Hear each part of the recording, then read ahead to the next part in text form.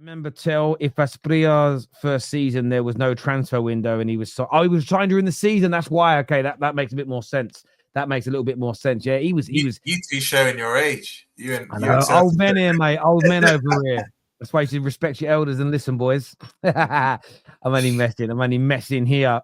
This year says, imagine Alisson, Trent, Konate, Van Dijk, and Davies. That would be bad, to be fair. Good. But I think our eyes, we're probably going to get either one of Kirkes or Ait Nori. They're the main two we're linked to. I don't think we don't want to put a player like Davies on big wages. Even though I think it would make sense, I just can't see us doing it. But you know why I can't see like Liverpool like doing that, Rams, and like not to disrespect your club, but I just don't view you guys as ambitious. A big club. Like I think that you've been saved by the managers that you've brought in. Like, does that make sense? Kind of like I feel like you guys didn't do enough to back a Jurgen Klopp, right? Like we know that you guys should have won a lot more, but I feel like FSG, like they're just comfortable doing what they're doing now, and then now that you guys have Slot who's come in.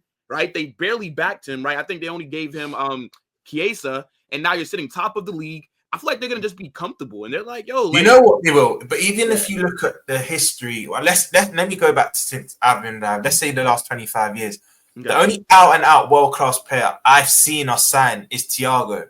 Like we never normally go for the player that's already a superstar for an astronomical fee. We normally go for players that are on the periphery or on the come up. Like even Torres was a prospect, but he wasn't the finished article. You look at Suarez. He was very good at Ajax, but he was up and coming. Alonso. A lot of the big players that we turned into world class, we didn't buy them at world class. So it's not been a recent thing. We've never really gone out and bought the best. We kind of deal with what we have. And I agree with you. I'd like sometimes for us to go for the best, but then it just starts to mess up your model and whatnot. But I understand what you mean. I wouldn't say we're not necessarily ambitious. We probably just don't operate how the other top 3 or 4 clubs do, but eventually we may have to, because if our formula stops working, and this is why I say Klopp also kind of covered over the deficiencies of FSG, because he was given money. I don't like this notion that he wasn't given money, because you see the Nunez's, you see the supporters, that he was given money, but there's still players that aren't the finished article. You know what I mean? You wouldn't look at them and think, oh, Liverpool signed a world-class player.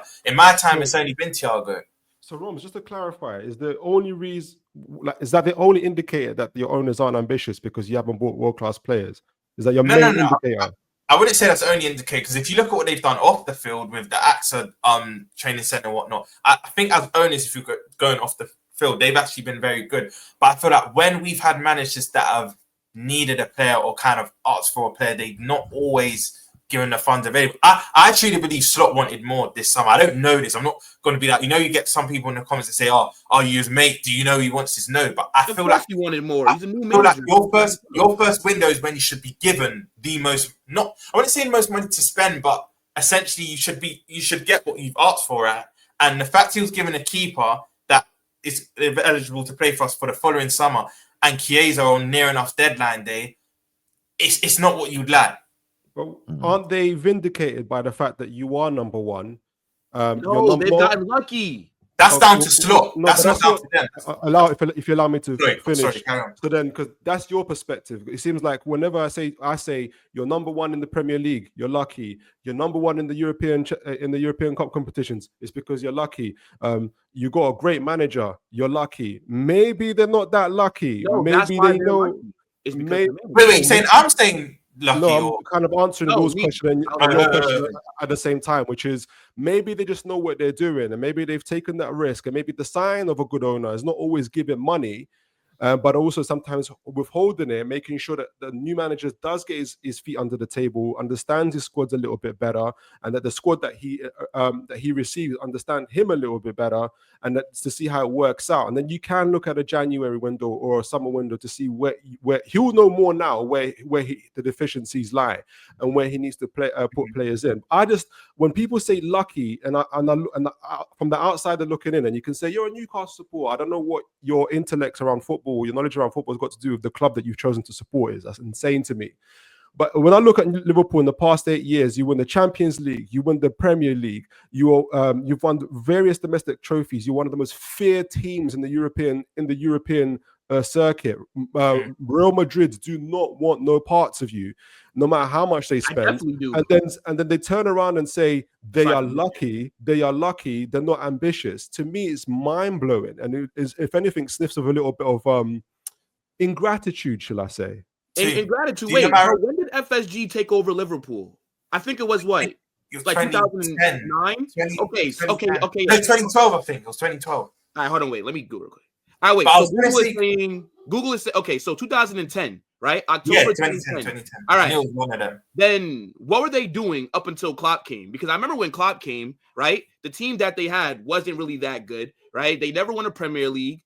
They were kind of sitting where, like 6th, 7th, or whatever. Yeah, we were. No. Hang on, just let me say. So for most of the Premier League era, they were in title races and within the top 4 kind of positions, European. They were regularly winning domestic trophies. In the early 2000s, they won UEFA Cups when the UEFA Cup was still big. They won the Champions League in the mid-noughties. There was a period before, like towards the end of Hicks and Gillette, and when FSG came in, where they fell out of the kind of top 4 in Champions League position. Yeah. You went a while without winning a trophy, but then fell out of the top 6 for like 2 or 3 years. But for the vast majority of that 30-year period, where they didn't win a league. Hang on, I just want to make sure we're framing this right. For the vast majority of the 30 years they didn't win a league title for, they were still one of the best teams in England for the majority of that period. Yes, but Terry, the reason why that's irrelevant is because I'm talking about underneath FSG. That's where I'm saying that I don't believe that Liverpool are ambitious. I know that they're a big club, right? I know that they have a good history. I'm talking about with these current owners. When I say lucky, not in terms of Liverpool's team is bad and they're overperforming. I think Liverpool have a good team. I'm saying lucky in terms of the managers, right, that they've hired have worked out a lot better than I think even FSG. But then my rebuttal to that is, and this goes into what Toon said when he's saying have a bit of gratitude. Everything starts from the top. So the people that put in place, them appointing Klopp, them appointing Michael Edwards, them appointing Ward as well. That is on them as well. So the same time you slander them, you have to give them credit for putting them appointing them people and putting them in different positions. However, my other rebuttal to what you said earlier, Toon, is, and this is where I do agree with Will a bit. From a financial standpoint, this is why I don't think they're ambitious, because you said your words to in the start of this stream, we've got 4 world-class players. I'm assuming, you didn't name them, but I'm assuming it would be Trent, Alisson, Van Dijk, and Salah, right? Possibly McAllister as well. Alisson. But ambitious owners don't let 3 of them go down to their last year and the other one go down to their last 18 months. That's where I then say, cool, they've done great things. Yeah.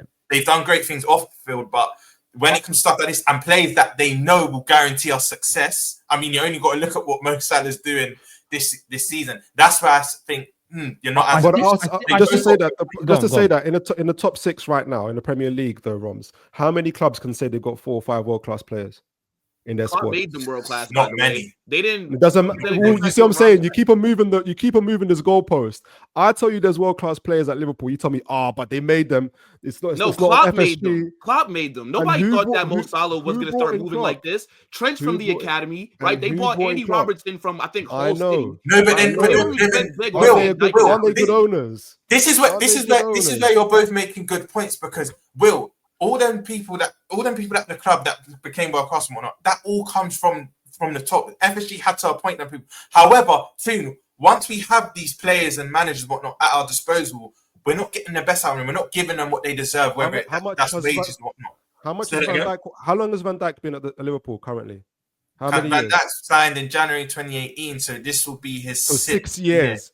You've got 6 years from a world-class player, and you're complaining and saying to me it's not enough. Yeah, but now we've returned to the top. We want to maintain that. So therefore, I'm not even saying give them a mad 4 or 5 years deal, because one thing about offering older players big contracts, you don't know when their decline will start. So let's say you give him a big contract and he starts declining next summer, and then you've got 4 years left. I think you know what? I understand why Liverpool fans are asking for that. It's maybe a debate for another day, maybe a debate for an international break, just because of time.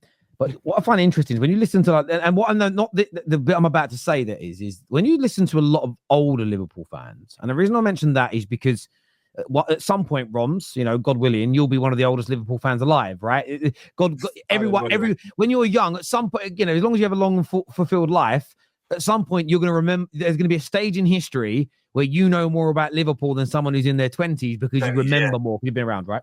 The reason I say that is this: clubs have different traditions, and Liverpool typically, you've already said it, they don't pay the biggest wages, and they very rarely buy one of the best 2, 3, 4 best players in the world. Never have done. In 140 odd years. So there is an argument to be had here that if Liverpool have never behaved that way in 140 odd years, why are they therefore being criticized? I get why rivals might criticize them, but if you fall in love with Liverpool Football Club, they have a tradition and a way of behaving and a way of operating. How can you fall in love with a football club but not like how it operates and behaves? Now I understand it. If you're like a Newcastle fan, you started supporting Newcastle in the 10 years ago. And you must be in Cloud Cuckoo land now. You must be so happy because, Cloud 9, not Cloud Cuckoo land, Cloud 9 because of the way you've operated. I understand that when Chelsea got their takeover from Roman, it changed the way Chelsea operated. But that change was there for the better part of 2 decades. So the fabric of the club changed. There are Man United fans online who, honestly, I've heard them talk, don't really like Fergie and the way he played football, don't like any of the class of 92, not massive fans of Wayne Rooney, hate anyone that talks about our academy. They hate it. And I often sit there and think, I just don't understand how and why you picked Man United, because we have a way. And all clubs, I'm not saying we're unique. Every club in its own way is unique. A way of, if you speak to West Ham fans, their academy means a lot to them. A style of attacking, free-flowing football, whether it's the best or not is irrelevant. But that's how they play. What I'm intrigued to one day have a debate about is, do younger fans, do the new fans, and I mean new by young, do they have a right to try and get the club to change its traditions that they should have fallen in love with in the first place? That's why they picked the football club. I get there's an argument for yes, because you want to win more and you want to be more successful. But I think some clubs, and this is where you could argue, some American owners take over football clubs and change everything, and everyone goes mad. And then you get others that go, you know what, we're going to try and stick to what Liverpool's traditions have been for 140 years. And then there's a percentage of people that go mad because they want to do it differently. And I just think one day it's worth having that conversation and debate. I just think it's moving with the times. It's understanding the climate of the current game, because I do believe you have to kind of compete with the lot around you. And I think if the Uniteds, the Chelseas, the Arsenals, and that are completely blowing us out of the water in terms of spending, I just fear that we could get left behind the pack. That's why I understand what you're saying. We want to fall in love with something for a reason, but if you don't move with the time, you just don't want to get left behind. I don't. I'm not saying there's a right or a wrong one. I'm very intrigued by the conversation. I feel like some people go too far with it, and I've got friends that are Chelsea fans who were Chelsea fans just because of their age, long before they had Roman's money. They've been very different in this last 2 or 3 years compared to the younger Chelsea fans that were born into the Roman era, and they understand it. This is. I've got a friend who was my age, and when we were kids, he was like us. He lived on a housing estate, quite a poor family. And then his dad's business took off, and they were killing it. His dad used to own loads of different kebab shops. And then they got wealthier and wealthier, and they moved away. And I remember bumping into him years back now. I said, how are things? He went, oh, yeah, we've had a tough few years. Like a lot of the shops shut down. We had problems and financial issues and stuff. And I was like, his dad, his mum, everyone's great. He went, yeah, my 2 younger sisters struggled, though, because they were only born into the family when we had money. So they grew up until they were about 15. There was always money. And then they went through this 4 or 5 year period where, we were broke. And they just couldn't handle it because they didn't remember what it was like to have no money. And I always think that, so I understand it, but it's just worth a debate one day. Some say it's a lack of ambition. Some people want the tradition to remain. My dad's like it with Tottenham. My dad would rather Tottenham bring through young players from their academy than go out and spend 400, 500 million pound on players. And he just goes, because that's the Tottenham I fell in love with, and I don't want it to change. So I do get it. I do understand. And that's where people say that football's only about one thing and it's winning trophies. I understand that logic. For some people it is. But when you go and look at the history of so many other football clubs, why they were founded, who founded them, what their traditions are, then a lot of these football clubs weren't founded to go, right, we're going to found a football club. Why? Because we're going to go out and win a trophy. A lot of some of the trophies didn't exist until after the club was 100 years old. Some of the clubs are 50 years old before the competitions did. So, but they didn't make the clubs because they wanted to lose.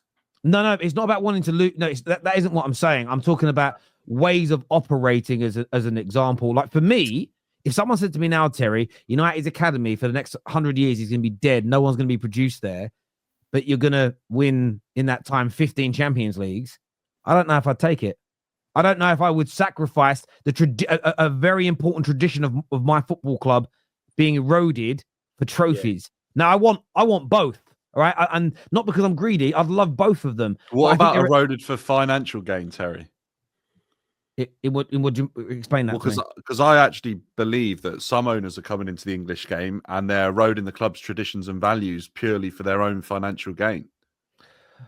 No, I mean, listen, I absolutely don't want my club's traditions at any point to be eroded for the financial gain of anybody else. I mean, that's one of the reasons why I pulled my money away from pumping it into Man United, because of the Glazers. I felt they were damaging so many parts of the football club to make money, and I felt as someone who was giving them money, I was essentially enabling their process. And some people won't like what I've just said. In fair, with a 15 Champions League, Bordeaux Cobham, and look, and you know what? If someone actually put the offer on the table to me, maybe my answer changes. Maybe my answer changes, right? Maybe look, Will's the only one that didn't laugh. Let's guess why. Yeah. He's already got him. I'm obviously being a little bit hyperbolic and exaggerating a little bit, but at the same time, I think there's a debate one day to be had there around tradition versus the future. What do you hold dear? What matters more about your football club than just the Man United's trophies mean a lot to me. But there's so much, like we had a receptionist, Kathy, pass away, and reading people's stories about her. Like again, it will mean nothing to other people at other clubs because they'll have their own version. But to me, there was something more special in reading that. Listening to the story of the Busby Babes and how we came back and how hard we had to fight to get a team back on the pitch. It wasn't winning the Champions League 10 years later in itself the trophy that I go, wow, being the first English team to do it. It's the actual story of, without the Busby Babes who died, there is a strong possibility that none of our clubs would ever have played in Europe because the FA were trying to stop it. They didn't want English teams playing in Europe. They felt that it would give, because England were quite good back then, they thought it'd give away the secrets of English football, and we didn't want other countries to see it because they might be able to prepare better against a national team. It's part of the reason why the accident happened, because we asked for a game to be pushed back, postponed, so we could safely get home from playing Red Star Belgrade. And the FA threatened Man United, said, if you're not back to playing, we've got to remember, you couldn't just take one flight, then you had to stop multiple times. They said, if you're not back in time for that game, you forfeit it and, get you in trouble with the league. So we shouldn't have flown back, but we were forced to in stormy weather. Like, all these things happened. That element of Man United's history, in some respects, means more to me than the trophies we've won, because it's the foundations that makes the club so beautiful. And I'm sure every club has got its own stories. So, yeah, I'm intrigued by it. One day we'll have that conversation.